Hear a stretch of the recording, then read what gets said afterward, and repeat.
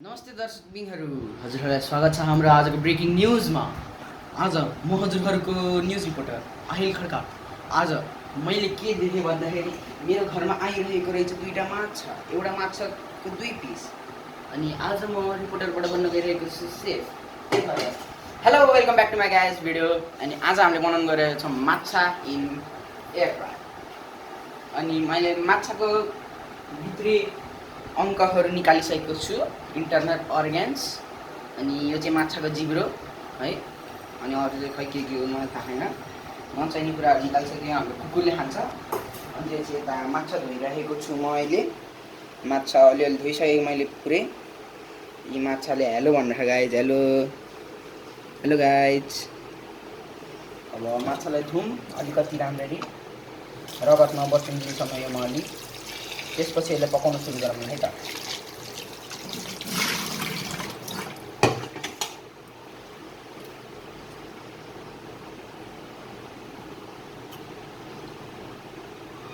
यस्तो हजुरहरूले राख्न पनि सक्नुहुन्छ है, किनभने यो खानामा लाग्नेहरूले राख्छन्, तर म राख्दिनँ because I don't like this stuff. माछा हाम्रो ल भयो। अब हामीलाई राम्रै धुनपछि माछाको पुच्छर है।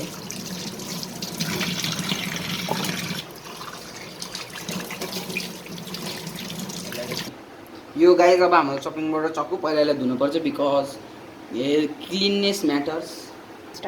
अब चाहिँ हामीले यसलाई म्यारिनेट गर्नुभन्दा अगाडि अलिक कट लाउनु पर्छ, किनभने अब मसलाहरू राम्रै छिर्छ है। यो first cut, second cut, third cut, अनि यो यस्तो टाउकोतिर, अनि same with the other side है। यो 1 साइड, 2 साइड, 3 साइड, अनि अब अलि यस्तो टाउकोतिर। अनि अब यसलाई क्रस गरेर नि काटौँला है, किनभने एउटै स्टाइलले काट्नुहुन्न। अनि त्यसपछि यता नि क्रस गरौँला है।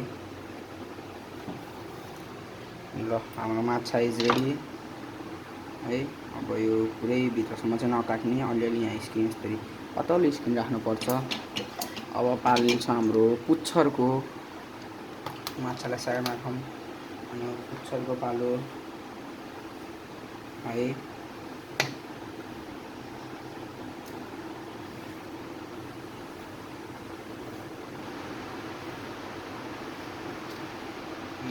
यस्तो पुरै यस्तो एक्स सेपमा हुनुपर्छ। यो चाहिँ हाम्रो भन्दाखेरि स्टेकहरू साइनहरू जस्तो हुनुपर्छ है।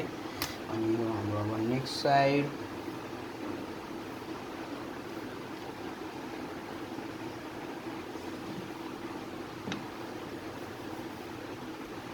ल त अब हाम्रो माछा भइसकेको छ रेडी। अब स्टार्ट। अब यो हाम्रो अदुवा र लसुनको जोडी, अनि मैले यसलाई अब नाङ्गे पारिदिइसकेँ। अब यसलाई हामीले मिक्सीमा भुइँ पार्न पर्ने हुनेछ, त्यही भएर म अब यसलाई डाइरेक्ट पिनेसी फेर्नेवाला छु है त। अब चाहिँ मैले अदुवा लसुन पिनिसकेको छु। मेरो अदुवा लसुन अलि यस्तो देखिए, यो रातो रातो चाहिँ मैले अलिक खोर्सानी हालेको थिएँ। अब म्यारिनेट गर्न सुरु गरौँ है त। म्यारिनेट गर्नको लागि चाहिन्छ पहिला हामीलाई बेसार है, 1 चम्मच 1 टेबल स्पुन बेसार, त्यसपछि यति नमक होइन। अनि त्यसपछि कहाँ गयो भने, अनि त्यसपछि हामीलाई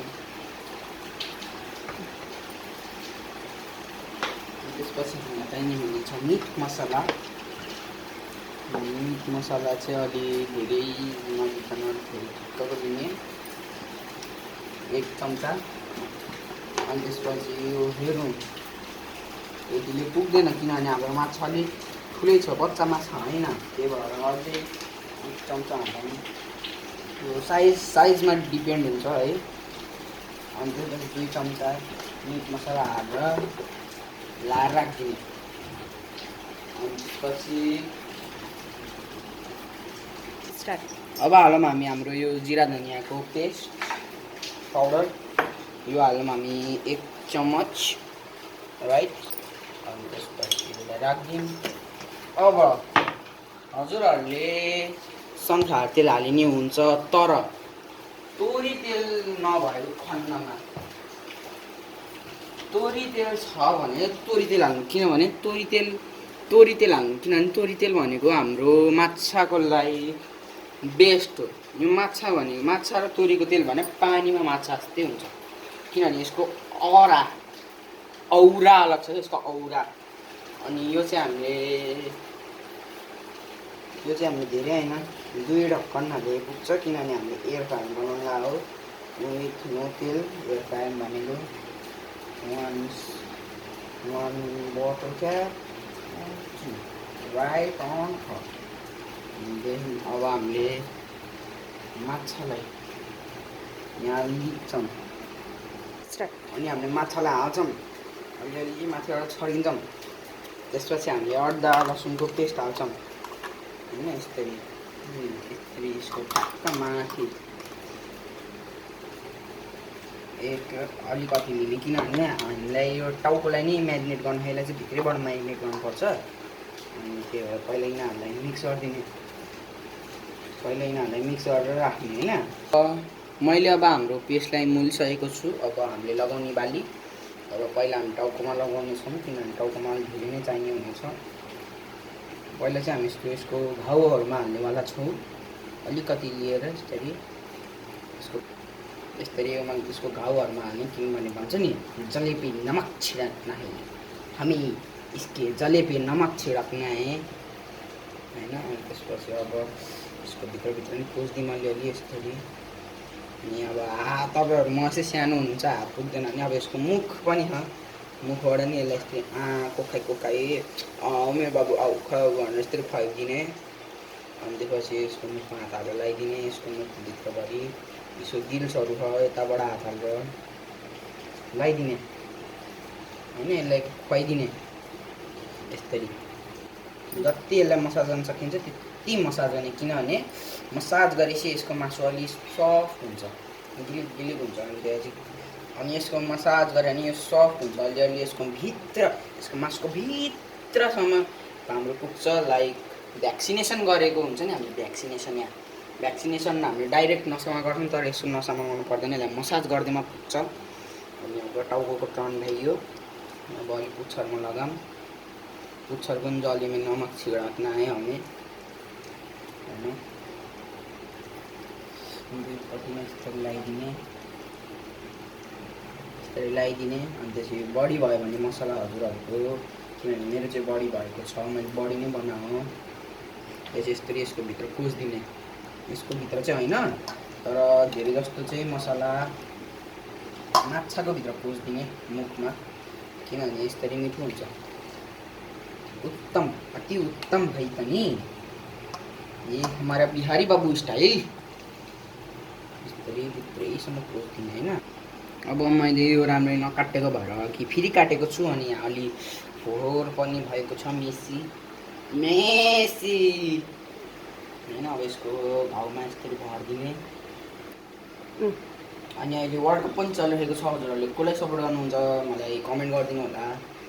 अनि म चाहिँ अब जति सक्छ त्यति रोनाल्डो, अब रोनाल्डो सकेन भने मेस्सीतिर लाग्ने हो। अब किनभने both are my idols, very good players both.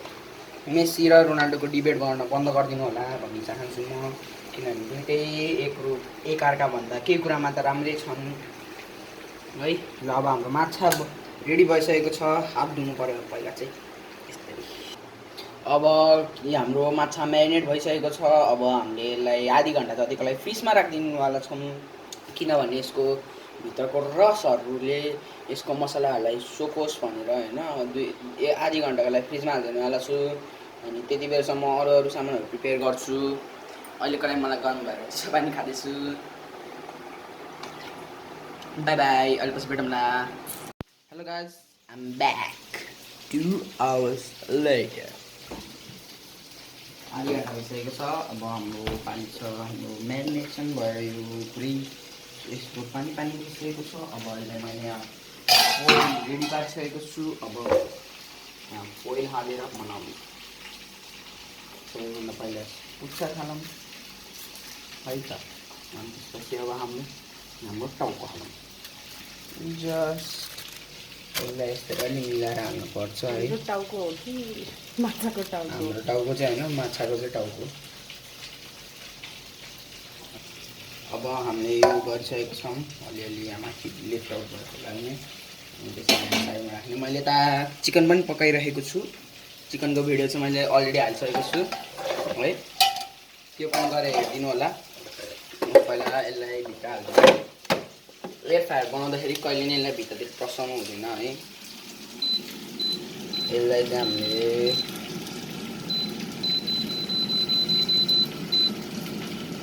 20 मिनटलाई 200 डिग्रीमा एकपट्टि पकाउने हैन 20 मिनटलाई यो 20 मिनटको लागि है सायद 200 डिग्री चाहिँ अलि धेरै हुन्छ होला त्यही भएर म यसलाई 125 मा राख्नेवाला छु है अनि माछा धेरै ओभरकुक पनि नहोस् भनेर 20 मिनट मिनटको लागि अब यो पाकेपछि अब वान साइड पाकेपछि यसको क्रस्ट देखाउनको लागि म तपाईहरुलाई देखाउँछु अहिलेको लागि बाइ बाइ गाइस अब मेरो माछा चाहिँ यति जतिको पाकिसक्यो एक साइडतिर है अब यसलाई पल्टाम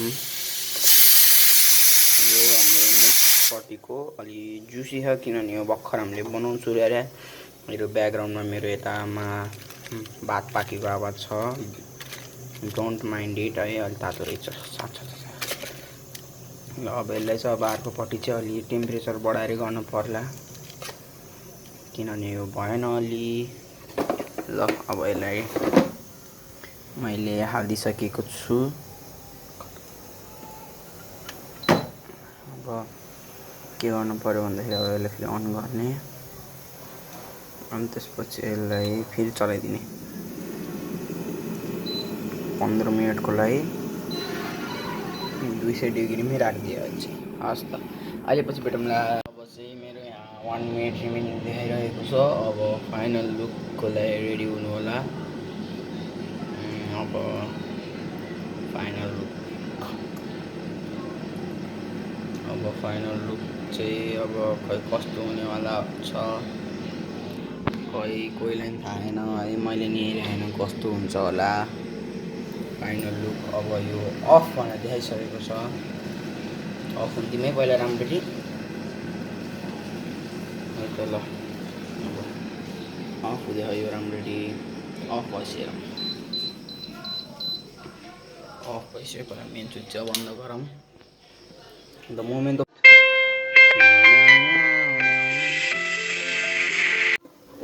हाम्रो फाइनल लुक चाहिँ यस्तो भइसकेको छ अनि यो चाहिँ पुरै सफ्ट हुनेको कारणले गर्दाखेरि पुरै भाँचिएको छ अनि यही हो मेरो रेसिपी लाइक शेयर सब्स्क्राइब गर्न नबिर्सिनु होला है त ल गाइस यो चाहिँ मेरो फाइनल लुक हो माछाको मेरो माछा के यस्तो देखिरहा है अब यो क्या मिठो वासना आएको अब टेस्ट चाहिँ लेस ओइल वाला माछा हो अब टेस्ट कस्तो आउँछ हेरौँ होला यहाँको जजेस भने म र मेरो मन मात्र हो है लेट्स ट्राई गाइस अब चाहिँ म यसलाई अलिकति टेस्ट गर्नेवाला छु अरू चाहिँ भातसँग खानुपर्छ है यो फर्स्ट बाइट हजुरहरूको लागि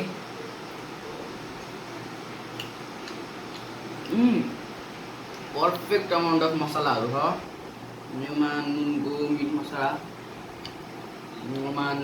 मसला सबको फ्लेभरहरू आइरहेको छ हजुरहरू पनि ट्राई गर्नु होला घरमा बनाएर पर्फेक्ट लेस ओइलवाला माछा यस्तो हुनेवाला छ है सो टेस्टी हजुरहरू चाख्ने भए लाउनुहोस् हजुरहरूलाई